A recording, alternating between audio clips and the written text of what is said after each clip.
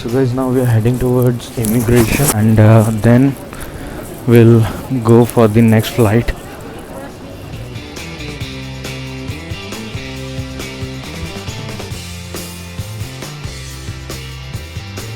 So guys, जो अभी आपने मशीन्स देखी वो डिक्लेरेशन फॉर्म जनरेट करती हैं। जब हम एयरपोर्ट पे पहुंचते हैं तो हम एक डिक्लेरेशन देते हैं कि क्या क्या हम साथ में लाए हैं, क्या क्या है, किस पर्पज़ के लिए आते हैं।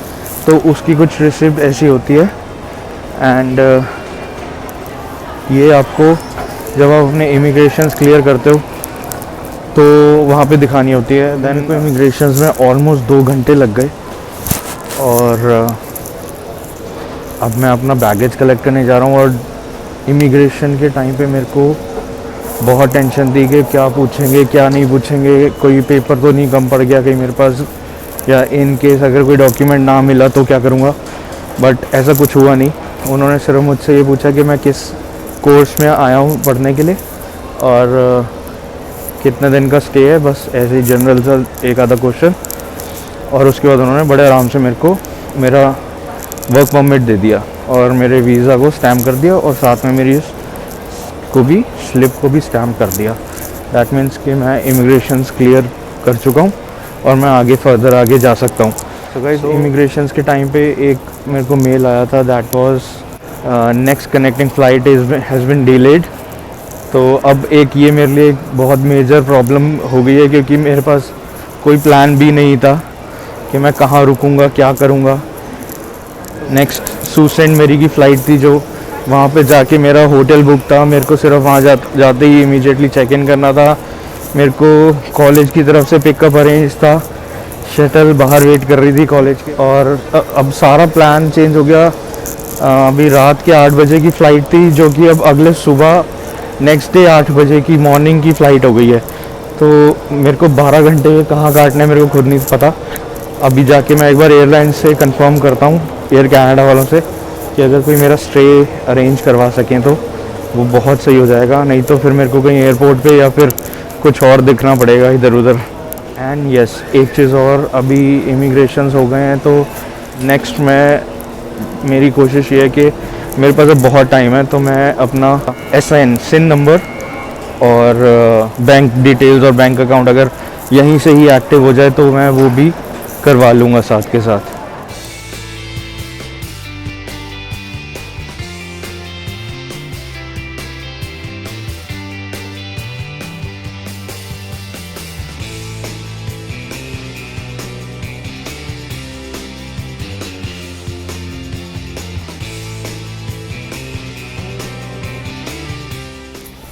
Guys, I was not able to find my luggage on this trolley.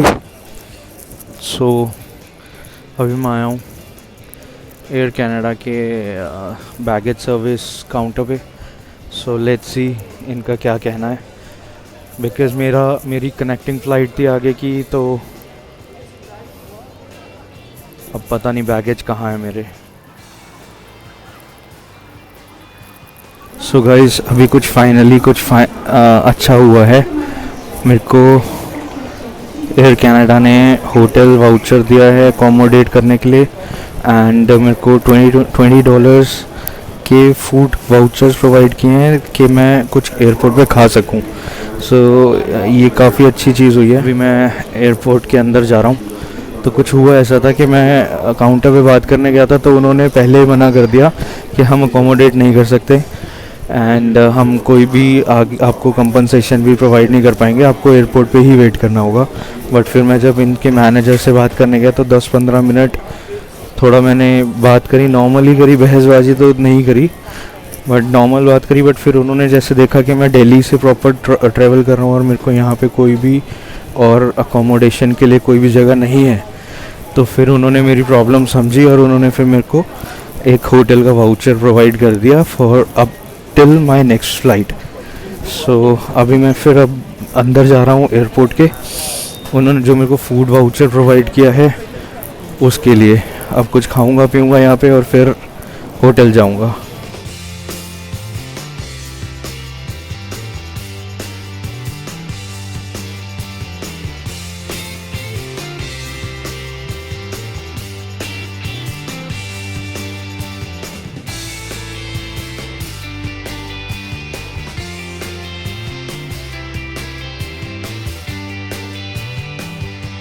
So guys quick review, 2-3 point जो आपको हमेशा ध्यान रखने हैं। एक ये कि आप जब भी एयरपोर्ट पे उतर रहे हो तो मेक श्योर कि आप किसी को अपना दोस्त मत बनाओ, बिकॉज क्या होता ना कि जब आप एयरप्लेन से उतरते हो और उतर के कई बार क्या होता है कि कोई कहता है कि यार मेरा लगेज बहुत हैवी है, प्लीज़ पकड़ लो या प्लीज़ मुझे हेल्प कर दो। तो उस टाइम पे इमिग्रेशन में आपको प्रॉब्लम हो सकती है, क्योंकि यू नेवर नो कि सामने वाले की क्या इंटेंशन है और सामने वाला कौन है क्या है, यू डोंट नो। तो प्लेन में अगर किसी के साथ मिलते हो तो जस्ट मेक श्योर कि आप उनके साथ इतना ज़्यादा फ्रेंडली मत हो जाओ कि आप उनका लगेज कैरी कर रहे हो या उनको हर जगह हेल्प कर रहे हो, वो चीज़ अवॉइड करना। अगर आपकी कनेक्टिंग फ़्लाइट है सो मेक श्योर कि कनेक्टिंग फ़्लाइट में एटलीस्ट जो मैंने भी किया था कि मैं 2:30 बजे यहाँ पहुँचा था तो मेरी नेक्स्ट फ़्लाइट 8 बजे की थी। मेक श्योर कि 4 घंटे, कम से कम 4 घंटे का गैप हो ताकि आप प्रॉपरली इमिग्रेशन क्लियर कर सको। क्योंकि अभी जब मैं लाइन में लगा तो इमिग्रेशन की लाइन में खड़े ही मेरे को 2 घंटे हो गए। तो इमिग्रेशन वालों को कुछ ऐसे भी लोग थे जो 2:30 बजे फ़्लाइट से उतरे थे और उनकी 3:30 बजे फ़्लाइट थी। उन्होंने बहुत रिक्वेस्ट करी इमिग्रेशन वालों को, पर इमिग्रेशन वालों ने 1% भी इंटरेस्ट शो नहीं किया। उन्होंने कहा दैट इज़ योर प्रॉब्लम, हमें कोई मतलब नहीं है, हमें अपनी इमिग्रेशन करनी है तो करनी है। तो मेक श्योर कि आप जब कनेक्टिंग फ़्लाइट ले रहे हो तो इमिग्रेशन के लिए एटलीस्ट 4 घंटे स्पेयर रखो, बहुत इंपॉर्टेंट है। एंड द थर्ड पॉइंट जो कि मैंने यहाँ के कनाडा आके सीखा, फर्स्ट डे मेरे को एक लेसन मिल गया कनाडा में कि हम सोचते थे कि इंडिया में ही ज़ोर ज़बरदस्ती से काम होता है, बट कनाडा में भी सेम एटीट्यूड है।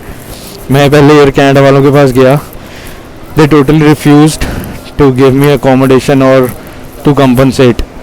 और मैंने जब वहाँ पे थोड़ी देर उनका सिर खाया और थोड़ा मैं काउंटर पे खड़ा रहा तो उन्होंने देखा कि अब तो ये जा नहीं रहा, तो फिर उन्होंने मेरे को अकोमोडेशन दी एंड कंपनसेट किया। सो गाइज मतलब अड़ना पड़ता है, बेशक इंडिया हो या कनाडा हो, अड़ना पड़ता है। सो ये ज़रूर ध्यान में रखना। गाइज फाइनली फूड कोर्ट से बाहर आ गया हूँ मैं, खाना पीना भी हो गया। अब now I am heading towards my hotel और वहाँ जाके अब मैं आराम करूँगा। सुबह की फ़्लाइट है सू सेंट मैरी की। Thanks for watching guys, be safe, take care, bye bye.